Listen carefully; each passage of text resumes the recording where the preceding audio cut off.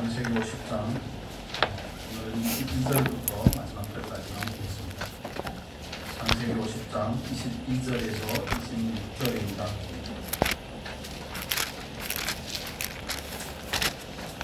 한 절씩 읽어보겠습니다. 요셉이 그 아비의 가족과 함께 애굽에 거하여 110세를 살며 므낫세 아들 마길의 아들들도 요셉의 수라에서 양육되었더라. 요셉이 그 형제에게 이르되 나는 죽으나 하나님이 너희를 공고하시고 너희를 이 땅에서 인도하여 내사 아브라함과 이삭과 야곱에게 맹세하신 땅에 이르게 하시리라 하고 요셉이 또 이스라엘 자손에게 맹세시켜 이르기를 하나님이 정녕 너희를 공고하시리니 너희는 여기서 내 후구를 메고 올라가겠다 하라 하였더라. 요셉 같이 읽겠습니다. 요셉이 이르되 세 죽음에 그들의 그의 몸에 향제를 넣고 애굽에서 입간하였더라. 아멘. 오늘은 창세기 진짜 마지막입니다. 부르심의 소망을 가진 사람이라는 제목으로 요셉을 중심으로 또 형들에 대한 내용을 살펴보겠습니다. 하나님께서 요셉을 또 야곱의 일가족 70명을 애굽으로 보내셨습니다. 그렇죠. 전능하신 하나님께서 천지와 세상 만물을 지으신 하나님께서 가나안 땅에서는 70명으로 뻥튀기를 해서 200만이 되게 못하나요? 한 가족을 한 민족이 되게끔 하실 수 없습니까? 굳이 그런 자연적인 천혜의 환경에서만 비옥한 그런 환경에서만 한 가족이 민족이 되게끔 하실 수 있는 하나님은 아니죠. 전능하신 하나님인데 왜 그런 일을 하실까? 가나안에서 그냥 다 해결하면 좋을 텐데 또 아브라함을 부르신 그 하나님께서 그냥 바벨론에 있을 때 갈대아 우리에 있을 때 그를 약속의 자녀로 삼으시면 안 됩니까? 왜 하필이면 장소를 옮겨 다니시면서 그 일을 이루시는지. 하나님께서는 요셉을 애굽에 보내셨고 또 야곱의 일가족을 다 애굽으로 보내셨습니다. 저 여러분에게 적용을 시키면 우리는 하나님으로부터 보냄을 받은 사람이라는 것을 먼저 깨닫는 의미가 있기를 바랍니다. 깨닫는다는 것은 그 깨달음을 쫓아서 살아갈 때야 비로소 깨달았다고 말할 수 있는 겁니다. 몸에 안 좋은 걸 먹으면 몸이 안 좋아지는 거 알죠? 정제당을 많이 먹는다든지 탄수화물을 많이 먹는다든지 그러면 밤잠을 제대로 안 잔다든지 이러면 몸이 안 좋아지는 걸 다 압니다. 여러분 아십니까? 제 얘기를 하는 것 같은데 운동을 안 하고 앉아서 뭘 자꾸 한다든지 이런 거 별로 안 좋은 걸 압니다. 그럼에도 우리는 안다고 표현을 하는데 그 일상이 반복이 될 때가 많더라는 것입니다. 그럼 과연 아는 게 맞습니까? 알긴 하는데 제대로 알지 못하는 거죠. 사실 깨달음이라는 것은 그냥 어떤 것을 깨닫는 데 그치면 무언가를 이렇게 그냥 순간 조금 지혜가 더해지는 것에 그치면 아무 의미가 없습니다. 그런 깨달음은 우리를 정말 삶의 실제로 이끌어가기가 굉장히 어렵습니다. 깨달음은 하나님께서 우리에게 말씀하시는 그 이유는 우리로 하여금 삶으로 연결이 되게끔 하기 위해서 그 말씀을 하시는 것입니다. 우리에게 깨달음을 주시는 줄로 믿습니다. 성령께서 우리에게 깨달음을 주시는 이유도 마찬가지입니다. 우리가 예를 들어 보냄을 받은 삶이라는 것을 안다면 하나님께서 나를 이 땅 가운데 보내셨다는 사실을 안다면 하나님의 목적이 무엇인지를 물어보는 것이 너무 자연스러운 삶이죠. 하나님께서는 아담과 하와로 인해서 범죄한 그 인류를 보존하기를 원하셨습니다. 왜냐하면 생육하고 번성하여 땅에 충만하라. 다스리는 권세는 잃어버렸지만 충만한 것이 하나님의 뜻이죠. 그렇기 때문에 그 죄악이 관영하는 홍수의 심판을 거치면서도 하나님께서는 노아의 일가족 8명을 보존해 두셨고 그들을 통해서도 새로운 인류의 역사를 써가고 계시는 것입니다. 또 이방 땅에 살던 아브라함을 불러서 그 역사를 지속해 가고 있는 것입니다. 그걸 우리는 구속의 역사라고 표현을 하죠. 그렇다면 우리가 보내심을 받았다는 그 이유를 안다면 하나님께서 나를 통해서 하나님의 그 뜻을 이루고자 한다는 사실을 깨닫는 것입니다. 그걸 인정하는 것입니다. 하나님은 저와 여러분을 이 땅에 보내셔서 우리로 많은 백성을 얻기를 원하시는 줄로 믿습니다. 그걸 성경은 우리에게 부르심의 목적이라고 말씀을 합니다. 우리 말씀 한 구절을 보고 있습니다. 디모데 후서의 말씀, 디모데 후서 1장 9절입니다. 신약 성경 디모데 후서 1장 9절의 말씀 같이 보겠습니다.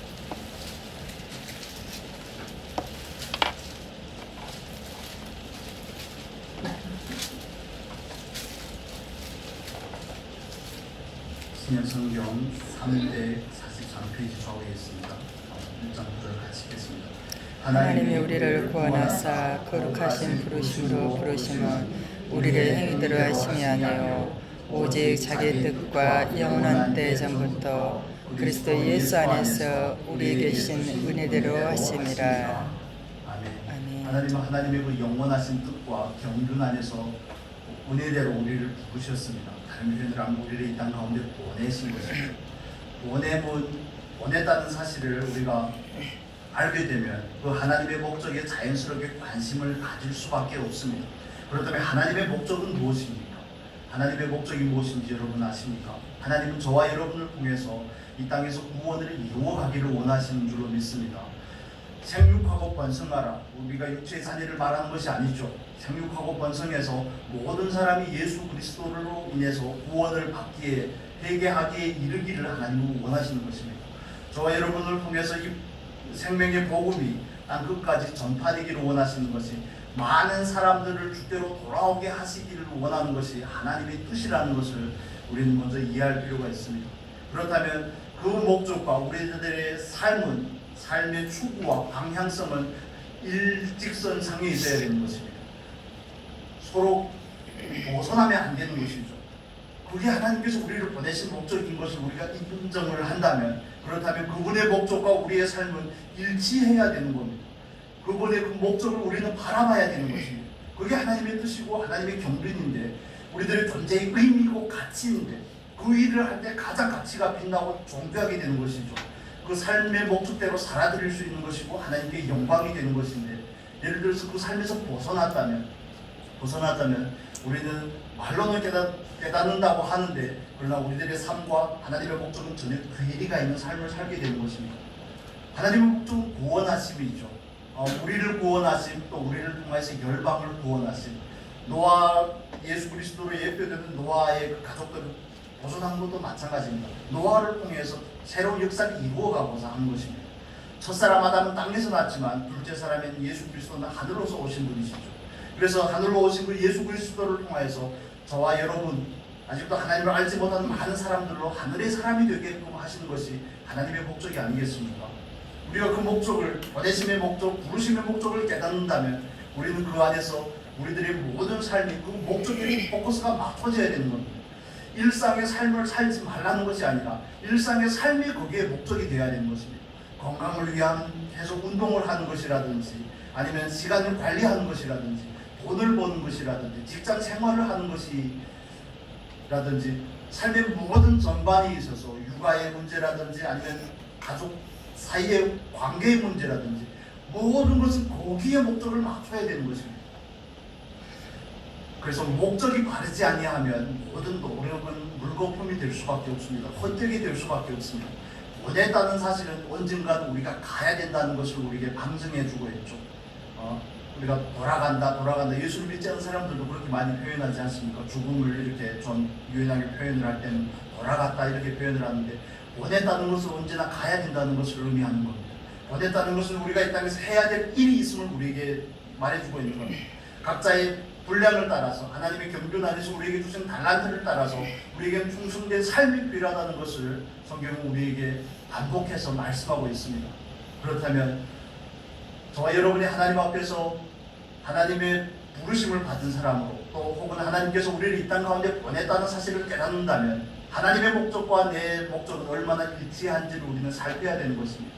나는 내 스스로의 구원을 이루기 위해서 얼마나 힘쓰고 있는지, 얼마나 내 의지를 들이고 정말 힘써서 하나님의 말씀을 가까이 하고 기도하고 하나님과의 관계된 삶을, 얼마나 관계의 증진을 위해서, 영적인 성장을 위해서 얼마나 힘쓰고 있는지, 아니면 나를 통해서 다른 사람이 예수를 만나고 예수를 만나서 구원을 얻는 삶에 나는 얼마나 헌신이 되고 있는지, 두 가지로 증명이 되어야 되는 겁니다. 하나님의 뜻은 저와 여러분들을 향한 1차적인 뜻은 우리의 거룩함인 줄로 믿습니다. 우리를 예수 그리스도의 형상을 닮아가게끔 하는 것이 하나님의 뜻입니다. 우리 디모데후서 찾아보셨습니까? 앞으로 잠깐 넘겨서 보겠습니다. 데살로니가 말씀 보겠습니다. 데살로니가전서 4장 3절 그리고 7절 보겠습니다. 데살로니가전서 4장 3절 그리고 7절 같이 읽겠습니다. 하나님의 뜻은 이것이니 너희의 거룩함이라 곧 음란을 버리고 각 7절입니다. 하나님이 우리를 부르심은 부족해 하심이 아니요 거룩해 하심이니 하나님께서 저와 여러분을 부르신 목적, 이 땅에 보내신 목적은 1차적으로 우리를 온전케 하시고자 함입니다. 거룩해 한다, 온전케 한다, 흠이 없게 한다, 다 같은 표현을 이해할 수가 있습니다. 거룩하게 하시기 위해서 하나님 우리를 보내셨고 우리를 부르셨다고 말씀을 합니다. 그렇다면 저와 여러분의 삶도 이 거룩함을 지향해야 되는 것입니다. 거룩함을 목적해야 되는 것입니다. 세상과는 구별되고 하나님께 들어지는 삶을 지향하고 그걸 목적해야 되는 것이 저와 여러분의 삶의 의미이고 존재의 의미인 줄로 믿습니다. 정말 열심히 하루하루를 사십시오. 그러나 거기에 모든 궁극적인 목표와 추구는 하나님 앞에서 나의 거룩함이 있고 나를 통한 다른 사람의 거룩함이 있습니다. 오지랖이 넓게 간섭을 하라는 얘기가 아니라 나를 통해서 예수가 자연스럽게 보여질 수 있는 그 자리까지 우리가 나아갈 수 있기를 바랍니다. 우리는 빛이고 우리는 소금이잖아요. 세상은 어둡고 세상은 부패하잖아요. 그런데 그런 어두운 환경에 빛이 가면 바로 빛을 발할 수 있는 것이 아니겠습니까? 썩어가는 이런 환경 가운데, 부패한 환경 가운데 소금이 가면 부패를 방지하는 것이 당연한 것인데 바닷물에서 좀 급한데 바닷물에서 소금의 농도가 4%도 안 된다고 그렇게 얘기를 하더라고요.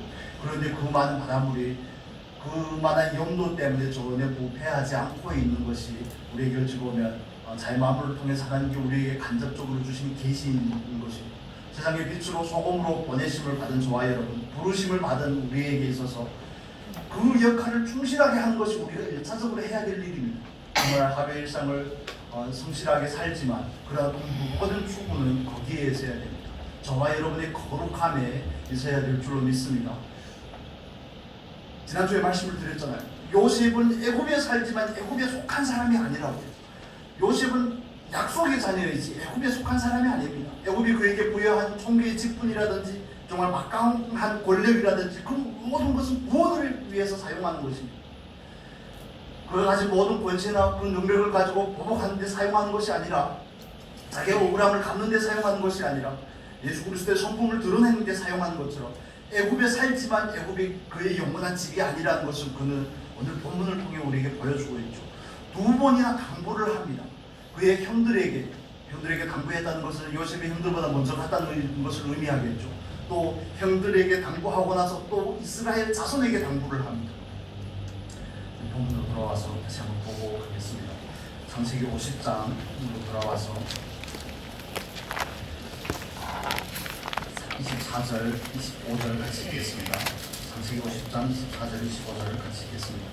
요셉이 그 형제에게 이르되 나는 죽으나 하나님이 너희를 권고하시고 너희를 이 땅에서 인도하여 내사 아브라함과 이삭과 야곱에게 맹세하신 땅에 이르게 하시리라 하고 요셉이 또 이스라엘 자손에게 맹세시켜 이르기를 하나님이 정녕 너희를 권고하시리니 너희는 여기서 내 허물을 메고 올라가겠다 하라 하였더라. 요셉의 마지막 유언입니다. 요셉의 마지막 유언은 이스라엘 백성들에게 자기의 유해를 가지고 어디로 올라가라는 겁니다. 약속의 땅으로 올라가라는 겁니다. 두 번이나 하나님께서 맹세하셨고 또 요셉의 형들과 이스라엘 자손들에게 맹세시켜서 그는 오베불만 원하는 것은 그 땅으로 가는 것입니다. 그 땅으로 돌아가는 것입니다. 요셉의 표현이 있지 않습니까? 24절에 보면 나는 죽으나 나는 돌아간다는 겁니다. 저는 이 5글자가 나는 죽으나 하는 요셉의 표현이 너무 마음에 와닿았습니다. 많은 사람들은 자기는 안 죽을 줄 알고 사나봐요. 그러니까 그냥 양심도 다 팽개치고 자기 마음대로 자기 감정이 원하는 대로 생각이 시키는 대로 세상의 풍조에 이끄는 대로 그냥 자기 마음대로 사는 것이 아닙니까? 나는 죽으나 언젠가는 그 앞에 간다는 사실을 전혀 망각하고 사는 것이죠. 언젠가 그 앞에 가는 것만으로 끝나는 것이 아니라 그 앞에 가서는 심판이 있다는 사실을 망각하고 사는 겁니다. 예수를 믿지 않는 사람은 그렇게 사는 것이 너무 당연합니다. 그러나 예수를 믿는 그리스도인으로서 여기에 대한 전혀 일말의 관심도 없고 지각이 없이 산다는 것은 정말 방탕한 삶입니다. 방종한 삶입니다. 우리가 날씨가 너무 더우니까 이러다 사람이 못 살겠다. 뭐 이렇게 돌아가나 어떻게 돌아가나 다 돌아가게 되어 있습니다. 정말 모세가 120세에 돌아갈 때까지 정말 건강하게 살다가 돌아갔지만 그래도 돌아가는 것이고, 정말 날씨가 더워서 못 살겠다 그래서 돌아가도 돌아가는 것이 똑같지 않습니까? 가야 될 장소, 가서 만나야 될 분은 정해져 있는 겁니다. 그렇다면 그 방법이 중요한 것이 아니라 그 간 다음의 삶이 더 중요한 게 아니겠습니까? 그 간 다음에 우리가 맞닥뜨려야 될 그 질문과 그 심판들이 더 중요한 게 아니겠습니까? 어떻게 살다만 이렇게 말하면 우리는 어떻게 말하겠습니까? 요셉처럼 또 사도 바울처럼 확신 있게 나를 위하여 의의 면류관이 예비되었다는 그런 고백이 저와 여러분에게 있기를 바랍니다. 우리는 그걸 소망하며 사는 것입니다. 그걸 소망하며 사는 것입니다. 날씨가 더우면 날씨가 좀 시원했으면 좋겠다 그러고, 건강을 잃어버리면 건강했으면 좋겠다 그러고, 돈이 부족하면 돈이 있었으면 좋겠다 그러고, 우리의 목적은 얼마나 가벼운지, 늘 상황에 따라서 바뀌는지, 얼마나 반복적으로 바뀌는지, 대통령이 마음에 안 들면 좀 다른 사람이 올라와서 나라를 잘 다스렸으면 좋겠다. 물론 그런 소원을 할 수 있습니다. 다 소원을 할 수 있죠. 그러나 목적이 그렇게 가벼워서는 안 되는 겁니다.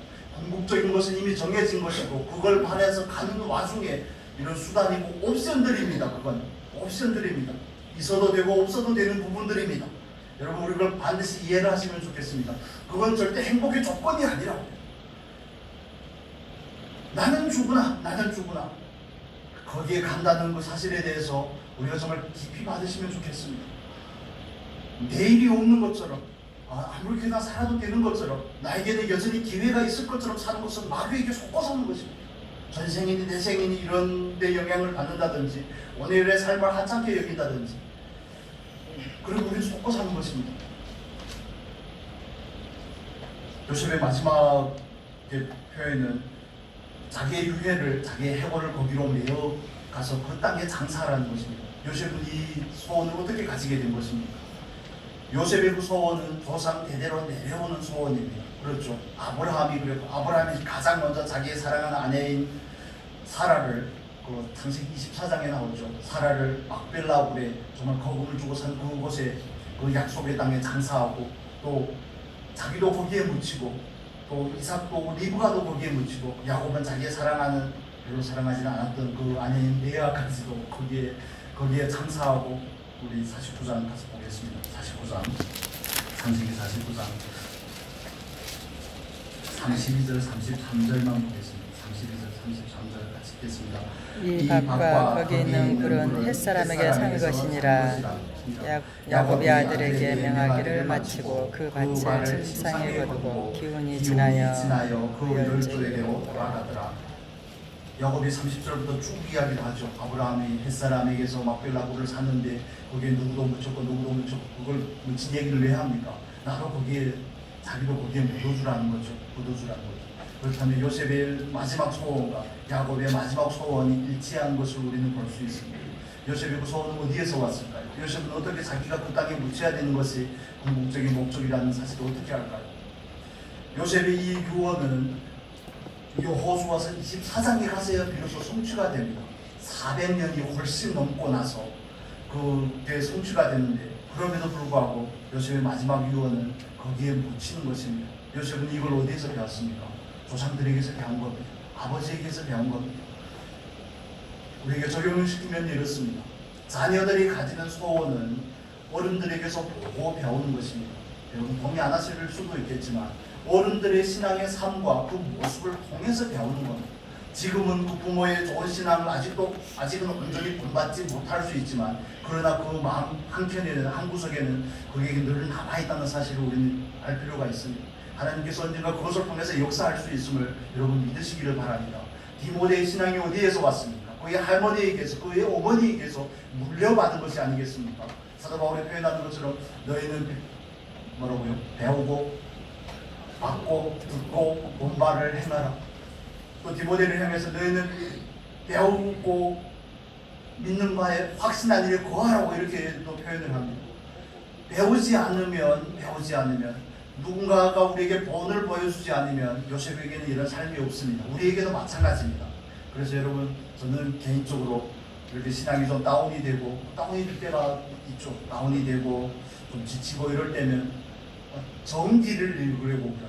신앙의 위인들의 그런 정기, 전능자의 그늘이라든지 그런 책을 읽으면 정말 이 안에 사그러져던 가던 그 삶이 그 소망이 다시 되살아나는 것을 볼 수가 있습니다. 어떻게 그 어린 나이에 그 영원한 것을 목적하며 그렇게 변함없이 살아냈을까? 그 짐 엘리엇이라는 그 한 청년이 살았던 그 삶이 선교지에 가서 복음을 전하기 위해서 그렇게 오랫동안 준비했지만 막상 가서는 아무것도 하지 못하고 순교당한 그 삶이 정말 영원한 것을, 보이지 않는 것을 그 책 표지에 있는 표현입니다. 제가 정확하게 그 대개 내용은 이렇습니다. 영원한 것을 위해서 영원하지 않는 것을 포기할 줄 아는 사람은 정말 지혜로운 사람입니다. 이런 표현을 합니다. 영원한 것을 얻고자 이 세상에 보이는 것에 대해서 하찮게 여기는 사람은 정말 지혜로운 것입니다. 여러분, 그의 삶을 비추어 볼 때 그 전능자의 그늘이라는 책을 저도 여러 번 읽었는데 그 책을 읽을 때마다 그런 생각이 드는 겁니다. 그가 믿는 것도 하나님이고 내가 믿는 것도 하나님인데 뭔 차이가 있을까? 그는 왜 이렇게 그 젊은 나이에 영원함을 바라보면서 그렇게 살 수 있는데, 그 영혼에 대한 아픔이 있고 열정이 있는데 나는 왜 이렇게 미지근할 때가 많을까? 뭐가 그렇게 힘들었어? 뭐가 그렇게 감당하기가 힘들고 어렵고, 어찌 보면 그 다 욕심의 반증이 아니겠습니까? 그 안에 있는 꿈틀거리는 욕망들이 채워지지 않으니까 뭐 코가 한자나 나와가지고, 피노키오를 얘기하는 건 아닙니다만 코가 빠져가지고 사니 못 사니, 뭐 사유가 하니 많이, 뭐 열매가 있니 없니, 부흥이 되니 많이, 이런 걸 하나님 전혀 거기에 관심이 없으신데, 하나님은 너를 거룩하게 하는데 관심이 있으신데 그딴 거 다 포기해버리고 거기에 욕망에 목매어서. 정말 그렇습니까? 여러분 어떠십니까? 그럴 때마다 그런 정기를 읽으면 정말 우리에게 많은 소망을 줍니다. 기독교 고전들이 많은 책들이 있는데 몇 가지를 좀 더 꾸미게 되면 거기에 좋은 책들을 가져다 놓으면 여러분 한 번씩 빌려다가 꼭 보시기를 바랍니다. 그 살았던 믿음의 선진들이 살았던, 물론 성경에 더 많이 소개되어 있죠. 그런데 성경의 인물들을 볼 때는 우리는 좀 거리감이 있습니다. 나는 이렇게 못 살 것 같은 겁니다. 그러나 그런 신앙의 선진들을 만나다 보면 그들의 삶과 우리들의 삶이 직접적으로 이렇게 연결이 되어서 많은 도전을 주고 우리의 삶 가운데 소망을 주게 되는 것을 봅니다. 여러분, 요셉은 보고 배운 겁니다.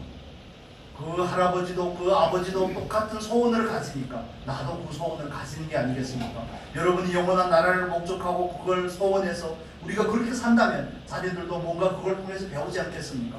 나는 아직 믿어지지 않지만, 자녀들의 입장에서 나는 아직 믿어지지 않고 확신이 없고 사모함도 없고 영적인 것보다는 육적인 것이 좋고 영원한 것보다는 세상 것이 좋고 눈에 보이는 것이 눈에 보이지 않는 것보다 더 좋은 것 같지만, 그러다 그 마음 한 구석에는 그게 늘 응어리처럼 자리상 남아있는 것입니다. 언젠가는 삶이 어렵고 힘들 때는 우리의 부모님은 왜 그렇게 살았을까 하는 그런 질문들이 자연스럽게 들 수밖에 없는 것입니다. 여러분, 저와 여러분이 정말 그 누군가에게, 굳이 자녀들이 아니더라도 그 누군가에게 좋은 믿음의 유산, 또 좋은 믿음의 본을 보여줄 수 있기를 바랍니다. 신앙은 대대로 전수되는 겁니다. 사사기 2장에 가서 이스라엘 백성들이 가나안 땅에 들어갔는데 어떻게 350년이 지나고 나서 그렇게 엉망이 됩니까? 350년이라는 시간, 사사기 시대 때는 어떻게 그렇게 엉망이 됩니까? 옛날 세대가 다 죽고 나서 엉망이 된 겁니다. 옛날 세대가 한번 보고 가면 좋겠습니다. 사사기, 성경 사사기의 말씀을 보겠습니다. 2장 10절입니다.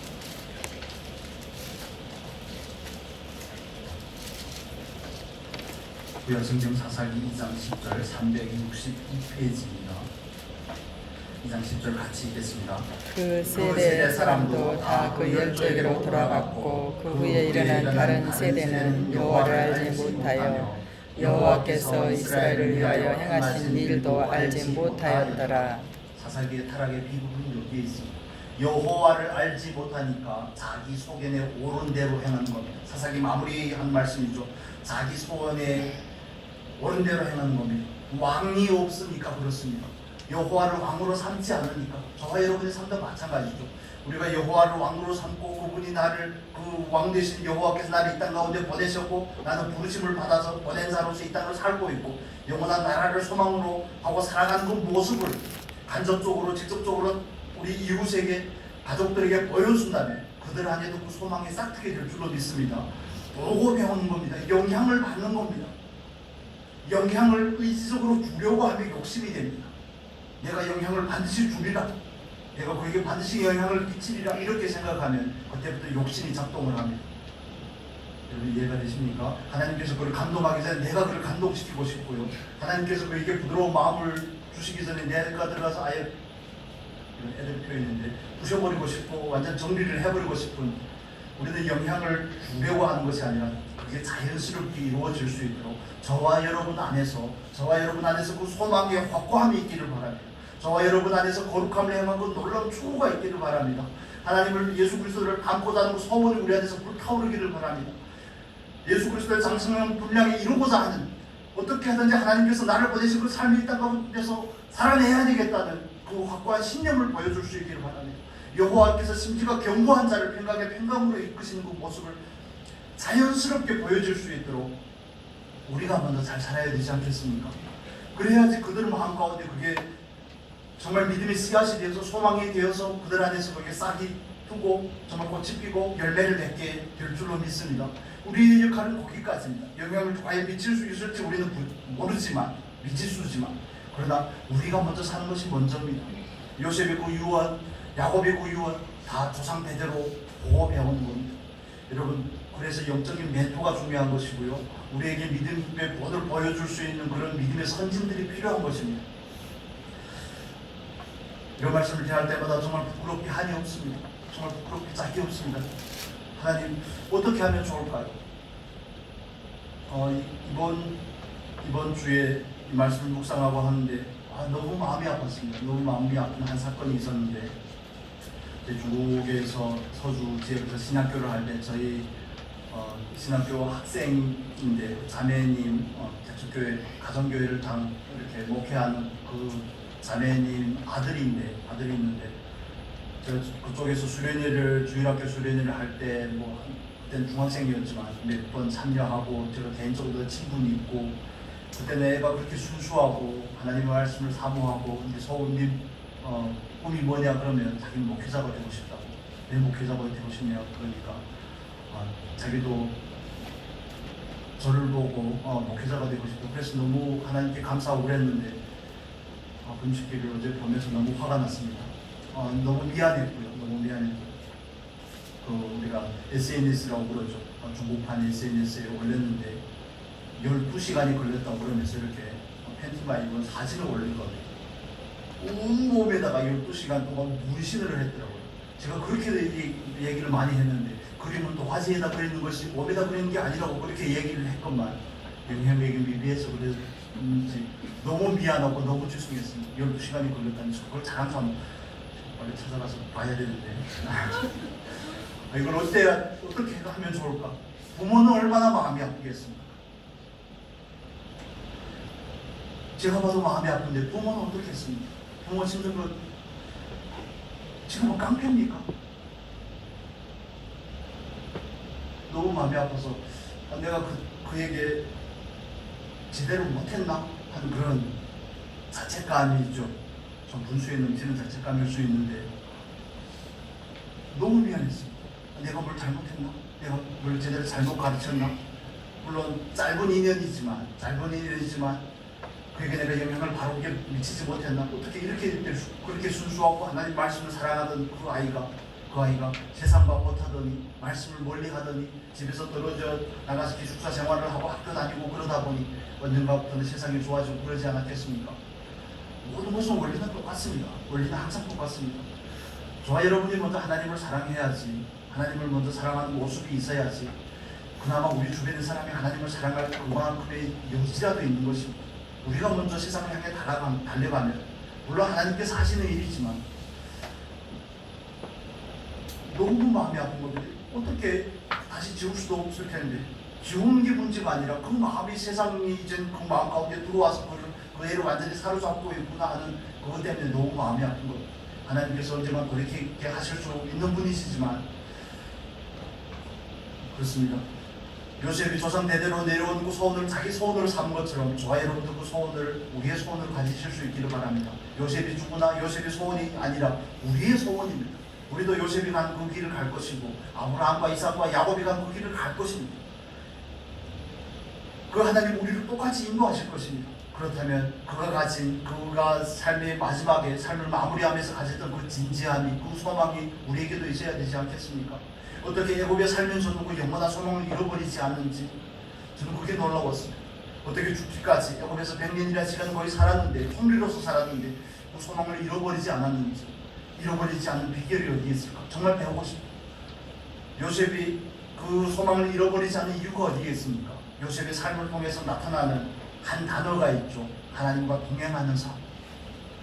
감옥에 가든지 보디발의 집에서든지 늘 하나님과 동행하는 삶. 하나님과 동행하는 삶은 뭡니까? 관계의 문제죠. 관계의 문제죠. 하나님께서 뭘 원하시는지 말씀대로 살고자 할 때 자연스럽게 하나님과 동행하게 되는 것입니다.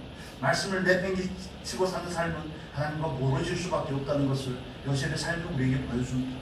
여러분, 우리는 세상에 속한 사람이 아닙니다. 하나님의 나라에 속한 사람입니다. 우리는 그 나라를 비전으로 가지고 있는 줄로 믿습니다. 우리는 재림하실 그 예수 그리스도를 기다리는 사람인 줄로 믿습니다. 1992년 다미 선교회의 그 이장님이라는 그 양반을 통해서 있었던 그 다미 선교회 예수 재림에 대한 그 사건이 있고 나서 정통교회에서 재림을 말하는 것이 그만큼 어려워졌습니다. 재림이라는 단어를 사용하면 자꾸 이단과 연결이 되어 있기 때문에 그렇습니다. 그게 막이 가는 짓인 겁니다. 이단들을 쭉 살펴보십시오. 보혜사 얼마나 좋은 말입니까? 재림 얼마나 우리에게 중요한 말입니까? 이기는 자 얼마나 중요한 표현들입니까? 그런데 그런 걸 우리가 쓰기에 좀 머뭇거리는 이유는 파수꾼을 세우고 그 못된 양반들이 자꾸 갖다 이단을 자꾸 쓰기 때문에 우리가 그걸 쓰기를 중요한 표현들인데 마땅히 교회에서 강조해야 되는 것들인데 우리가 쓰지 못하고 있는 것입니다. 저와 여러분이 정말 예수 그리스도 안에서 이기는 자가 되어야 될 줄로 믿습니다.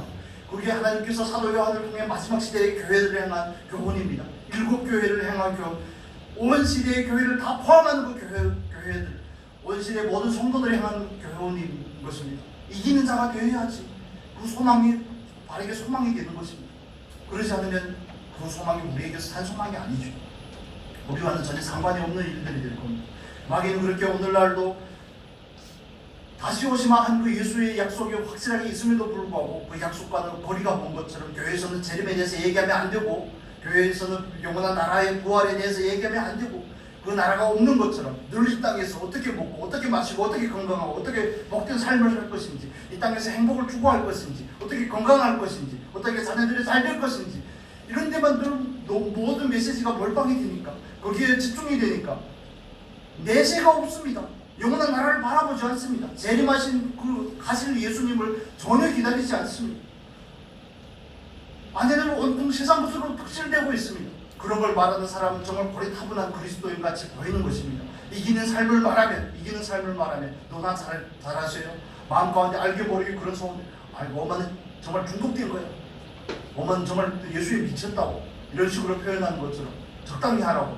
아니요, 이건 적당히 할 것이 아닙니다. 적당히 한 사람은 오히려 염려해야 되는 것이 저와 여러분이 정말 처지고 우리가 가진 정말 확고한 신념이 되어야 되는 것입니다. 적당히 한 사람을 경계하셔야 됩니다. 어떻게 적당히 하라고 말할 수 있습니까? 적당히 한 사람 그 앞에 가서 서지 못할 텐데 요셉처럼 바울처럼 그렇게 고백할 수 없을 텐데 어떻게 그게 적당히 해서 끝날 일입니까? 그런데 정말 이런 부분들이 너무 안타까운 겁니다.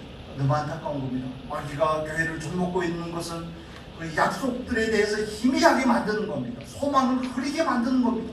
소망을 이 땅으로 끄집어 내린다든지 소망을 흐리게 해서 우리로 하여금 바라보지 못하게 한다든지 그게 마귀가 하는 일이 아니겠습니까? 그냥 당분간에 우리에게 두려움을 주고 우리를 참수하고 양심의 자유함을 누리지 못하게 하고 하나님 앞에 쓰임받지 못하게 하고 하는 이런 것도 중요하지만 더 중요한 부분은 우리로 하여금 우리의 존재가 어디에 속해 있다는 것, 소속을 잃어버리게 하는 겁니다. 심지어는 예수님께 와서도 태클을 거는 게 마귀가 아닙니까? 예수님의 온 목적을 해방하려고 하는 것이죠. 예수님은 낮아지고자 오셨는데 예수님으로 높아지라고 그러고, 예수님의 그 능력은 죽기 위해서 쓰는 것인데, 하나님을 증거하기 위해서 쓰는 것인데, 능력을 통해 자기의 본때를 보이라는 것이 마귀의 속임수가 아니겠습니까? 하나님을 위해 살지 말고 자기의 정욕을 위해 살라는 것이 마귀의 속임수죠. 여러분은 어떻습니까? 저와 여러분은 그 속임수에 얼마나 그 속임수를 경계하고 있고 정말 근신하게 깨어있는지 우리는 살펴볼 일입니다. 하나님의 나라를 얘기하고 영원한 소망을 얘기하고 재림에 대해서 얘기하는 것이 고리타분하고 잘못된 것이 아니라 그걸 얘기하지 않는 것이 문제가 되는 것입니다. 가야 된다면서요. 거기가 누군가는 거기가 그렇게 좋다면서요. 그런데 하나님의 부르짖는 그런 제스처들을 취하면 어떻게 하든지 여기에 좀 더 머무르려고 합니다. 머무르는 게 나쁘다는 것이 아니라 머무르면 머무르는 것이 가치를 해야 되는 것입니다. 그 기회의 날을 가지고 하나님 앞에서 어떻게 좀 조금이라도 나를 더 온전케 하고 구원의 역사에 조금 더 참여가 되고, 이것이 저와 여러분의 소원이 되어야 될 줄로 믿습니다. 여러분 책망하는 것이 아니라 너무 안타까워 그러는 겁니다. 제 삶을 스스로를 바라볼 때도 이래가지고 내가 하나님 앞에 언제든지 설 수 있을까? 맨날 뭐 다음 세대 자녀들을 염려한다고 그러지만 그것보다는 내가 제일 먼저 염려의 대상이라는 것을 여러분 아시면 좋겠습니다. 우리 스스로가 하나님 앞에서 제일 걱정하고 염려해야 될 대상입니다. 중고등부도 아니고 아동부도 아니고 그들은 2차적인 것입니다. 관심이 없는 것이 아니라 내 코가 석장하는 것이죠. 늘 가볍게 박히는 그 목적들, 소원들, 뭐 라면을 우리 애들 그러던데 라면을 보면 라면이 먹고 싶다, 떡볶이를 보면 떡볶이가 먹고 싶다, 맨날 그러는 것처럼 더우니까 아이스크림을 먹고 싶다. 그렇게 하면 그건 수단이지 목적이 아닙니다. 우리의 수단과 우리의 목적은 얼마나 뒤틀려 있는지 분별할 수 있는 은혜가 있기를 바랍니다. 이 땅에서 사는 삶의 중요한 이유는 그 영원한 삶을 위한 발판이기 때문에 그렇습니다. 이 땅에서는 예배하는 과정이 있고 기회이기 때문에 그렇습니다.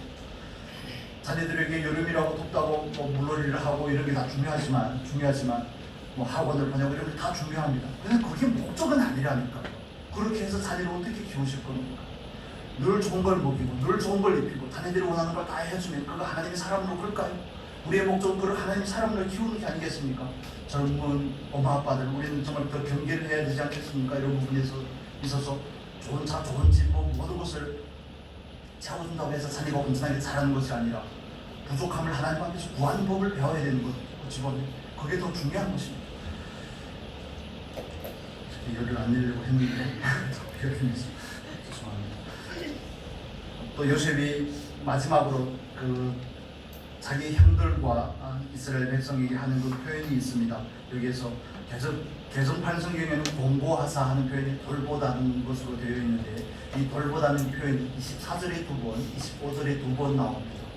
요셉은 자기의 소원에 대해서 그 나라를 향한 사모함에 대해서 그 형들이나 이스라엘 자손들에게 맹세하라고 할 뿐만 아니라 하나님께서 그들을 반드시 돌보실 것에 대해서 하나님께서 자기뿐만 아니라 그들도 돌보시고 그들도 거기까지 인도하실 것에 대해서 확신을 줍니다. 히브리어 성경에서 히브리어에서는 반복하는 표현들은 강조입니다. 강조. 2번 반복은 강조고 3번 반복은 뭐 허블나게 강조하는 것이죠. 그래서 선악과의 열매를 따먹지 말라고 할 때도 원문에 보면 정령 죽으리라 우리는 이렇게 표현했지만 그건 죽고 죽으리라 이렇게 표현이 된 겁니다. 여기서 공고하사도 반드시 돌보리라. 반드시 돌보리라. 당신들을 돌보는 이유는 그 땅으로 데려가기 위함이라는 것을 요셉은 아마리에 그들에게 암시하는 것입니다. 애굽에 사는 삶이 전부가 아니라는 것을 암시하는 것입니다. 저와 여러분이 가진 소원을 다른 사람에게 소원이 될 수 있도록 그런 선한 영향력이 있으면 좋겠습니다. 어찌 보면 그래서 우리가 하나님 앞에서 가져야 될 것은 영적인 권위가 아니겠습니까? 어떻게 날마다 기도를 해야 될 텐데 나도 소원을 가져야 될 텐데 육신을 거절하고 영을 따라 살아야 될 텐데 말씀대로 살아야 될 텐데 기도의 시간을 가져야 될 텐데 예배에 참여해야 될 텐데 자녀들에게 본을 보여야 될 텐데만 가지고 안 되는 겁니다. 해야 되는 겁니다. 힘써야 되는 겁니다. 성령의 은혜와 능력을 구해야 되지 않겠습니까? 그렇기 때문에 금요일날 기도하러 나오시라고요. 수요일날에 기도하러 나오시라고요. 예배에 못 드릴지라도 기도하러 나오십시오. 같이 기도해야 됩니다. 우리가 아는 게 부족해서 실제가 안 된 게 아닙니다. 성령의 능력이 부족해서 그렇습니다. 기도 시간이 너무 짧아서 그렇습니다. 성령의 은혜에서 우리 안에서 충만해서 나를 주장하지 못하기 때문에 아는 깨달음과 우리의 삶이 매치가 되지 않는 겁니다. 괴리가 생기는 것입니다. 여러분, 우리 하나님 앞에서 정말 성령의 은혜를 구해야 되지 않겠습니까? 그들의 그 소원이 내 소원이 되기 위해서는 정말 간절한 부르짖음이 있어야 되는 겁니다. 하나님 앞에서 정말 마치 초기교회에서 예수 그리스도께서 올라가시면서 성령을 보내주시면 그 약속을 붙잡고 힘써 기도했던 그 120문도를 우리 생각하면서 정말 기도해야 되는 것입니다. 기도에 힘쓰는 저와 여러분이 되기를 바랍니다. 여러분 안 되더라도 저는 꼭 돼야 되겠습니다. 여러분도 될 수 있기를 축복합니다. 말장난을 하는 게 아닙니다. 자꾸 식어지려고 그러니까 그럽니다. 식어지려고. 여러분 어떤 소원이 있으면 그런 심리학자들이 한 얘기인데, 여러분 어떤 결단이나 소원이 있으면 많은 사람들한테 다니면서 자랑하라고 그러십니다. 자랑하라고 그러더라고요. 그러면 자기 체면되는 문제라도 해도 못하고 할 수밖에 없다고. 운동을 하고 싶으면 헬스장을 먼저 끊는 게 먼저 아니겠습니까? 그냥 돈이 안 들게 달리기만 해야 되겠다 그러면 안 됩니다. 돈을 쓰셔야 돼요. 그것과 마찬가지입니다. 여러분 요셉의 삶이 얼마나 부러운지, 마지막까지도 그 영적인 권위를 가지고 권면하고 영적인 권위를 가지고 그들에게 소망을 주고 나뿐만 아니라 그들에게 확고한 그 심지를 심어주는 그 삶이 얼마나 아름다운지. 여러분 단지 힘들을 용서하는 삶, 내가 어떻게 하나님을 대신하겠습니까 하는 이런 삶도 너무 멋있지만, 그러나 그 마무리가 아름답게 된다는 것은 정말 저와 여러분이 사모해야 될 부분인 것입니다. 그리고 마지막으로 한 가지만 더 살펴보겠습니다. 이스라엘 백성들도 그렇고 형들에게 있어서도 그렇습니다. 출애굽기 1장에 가보면 그 요셉이 가진 그 의미를 우리가 알 수 있습니다. 한 장 넘기셔서 출애굽기 1장 8절에 말씀한 8절 9절의 말씀 같이 읽겠습니다. 요셉을 알지 못하는 새 왕이 일어나서 애굽을 다스리더니 그가 그 세민에게 이르되 이 백성 이스라엘 자손이 우리보다 많고 강하다. 요셉이 살아있는 동안 요셉을 기억하는 애굽의 왕들이 다스릴 때는 이스라엘 백성들은 애굽에서 고센에서 풍족한 삶을 살았습니다. 여러분 이해가 되십니까? 하나님의 뜻을 따라 예비할 수가 있었다고. 종의 신분이 아니라 정말 객이지만 객으로서의 신분으로 번창할 수 있었지만, 그들에게 요셉이 없어지는 순간 그들은 바로 종으로 좌천이 되는 것과 마찬가지입니다. 요셉은 예수 그리스도를 예표합니다. 우리에게 영적인 비유로 적용을 하면 이스라엘 백성들과 그 형들에게 요셉이 있는 삶과 요셉이 없는 삶을 전혀 다른 것입니다. 요셉이 있을 때는 객이요 그 땅을 바라보는 자유자로 살 수 있지만, 요셉이 없을 때는 그들은 바로의 종이 되는 겁니다. 저와 여러분에게 있어서도 마찬가지입니다. 건강한 사람에게도 의원이 필요 없고, 의원이 필요한 것은 저와 여러분인 줄로 믿습니다. 우리가 죄인이고 우리가 연약하기 때문에 그렇습니다. 그래서 그 요셉이 이스라엘 백성들에게 필요했던 것처럼 저와 여러분에게도 예수가 필요한 겁니다. 예수의 능력이 필요한 겁니다. 성령의 능력이 필요한 겁니다. 그분 자체가 필요한 줄로 믿으시기를 바랍니다. 우리는 그걸 믿고 그분을 구해야 됩니다. 어떻게 늘 육신의 종이 되고 세상의 가치관에 휘둘리고 이렇게 우리가 살 수 없음에 대해서 우리가 결단할 수 있는 은혜가 있기를 바랍니다. 마음을 확정하시기를 바랍니다. 나는 더 이상 이렇게 살지 않겠다. 텐데라는 걸 소망만 가지고 사는 것이 아니라 힘쓰겠습니다. 하나님 저를 도와주십시오. 저도 기도에 힘쓰겠습니다. 저도 새벽을 깨우겠습니다. 하나님 저도 정말 기도에 힘쓰는 사람이 될 수 있도록 은혜를 더하여 주십시오. 우리가 강단 있게 내가 소원을 가진다고 다 할 수 있는 것은 아니지만, 그러나 저와 여러분이 할 수 있는 것은 소원을 드리는 것입니다. 소원을 드리고 의지를 드리고 마음을 결단하는 것이 저와 여러분이 해야 될 일일 줄로 믿습니다. 늘 이렇게 뜨뜻미지간 하나님께 살아가는 것은 내 스타일에 안 맞습니다. 하나님 저를 도와주십시오. 저에게도 불타는 열정을 허락하여 주십시오. 하나님 저도 이제는 더 이상 종의 삶이 아니라 자유자로 살겠습니다. 그 나라를 소망하는 자유자로 살겠습니다. 이스라엘 백성들에게 요셉이 필요했던 것처럼 저에게는 예수님이 필요합니다. 저에게는 성령의 권능이 필요합니다. 성령의 은사가 필요합니다. 단지 저만 그렇게 기도해야 되는 것이 아니라 여러분도 그렇게 기도하셔야 됩니다. 여러분 우리가 정말 가장 사랑해야 될 사람을 사랑하지 못할 때 여러분 어떤 생각이 드십니까? 하나님의 맡겨준 사명에 대해서 온전히 충성하지 못할 때 어떤 생각이 드십니까? 정말 부끄럽게 한이 없죠. 잘해야 될 텐데 하는 그런 생각이 든다면 그 길에서 머무르지 마십시오. 머무르지 마시고 한 걸음 더 나아가시기를 바랍니다. 소원을 드리고 의지를 드려서 한 걸음 더 나아가시기를 바랍니다. 여러분 기도하러 오고 싶은데 차량이 필요하다. 언제든지 쫓아갈 수 있습니다. 무슨 발로 쫓아갈 수 있으니 제발 그런 소원을 가지실 수 있기를 축복합니다. 말씀 정리하겠습니다. 하나님께서 요셉의 삶을 통하여서 우리에게 부르심을 받은 사람이 원해심을 받은 자가 어떻게 살아야 될지를 우리에게 보여주고 있습니다. 요셉에게서 그건 궁극적인 추구입니다. 그 영원한 추구가 있기 때문에 이 세상의 삶이 정돈이 되는 겁니다. 그 영원한 추구가 있기 때문에 오늘 하루의 삶을 하나님과 동행하고자 하고 오늘 하루의 삶 가운데 자기 스스로의 거룩함을 지키려고 하고 오늘 하루의 삶 가운데서 나를 통해 예수가 드러나는 삶, 예수를 다른 사람에게 끼치는 삶을 살 수 있는 것이 궁극적인 목적과 다 연결이 되는 겁니다.